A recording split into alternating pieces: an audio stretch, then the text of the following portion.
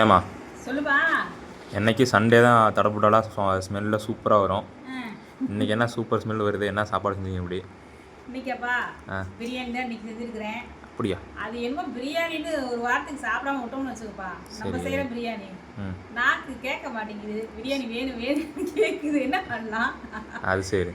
அதனால பிரியாணியோட சுவையில் ஆ நாங்களாம் பிரியாணியில் பேர் எழுதி பிரியாணி அப்படின்னு வச்சாலே சூப்பராக சாப்பிடுவோம், வாசனை பிடிச்சிக்கிட்டே. அந்த மாதிரி இன்னைக்கு ஒரு வாசனையோட பிரியாணி தாங்க செஞ்சுருக்குறோம். ம் இப்போ இது என்ன மேக்கர், மீன் மீன் மேக்கர். மேக்கர் பிரியாணிங்க.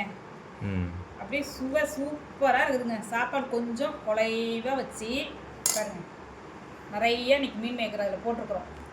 சரி. பிரியாணி வாசனையில் மீன் மேக்கர் பிரியாணிங்க. தயிர் பச்சடி, சூப்பர் முட்டை அவிச்சது. சூப்பர்.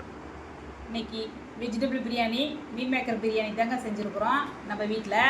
விருப்பம் போல் சாப்பிடுங்க, ஹெல்த்தியாக சாப்பிடுங்க. லைக் பண்ணுங்கள், ஷேர் பண்ணுங்கள், சப்ஸ்கிரைப் பண்ணுங்கள். வாங்க எல்லோரும் நம்ம வீட்டுக்கு சந்தோஷமாக சாப்பிட்லாங்க.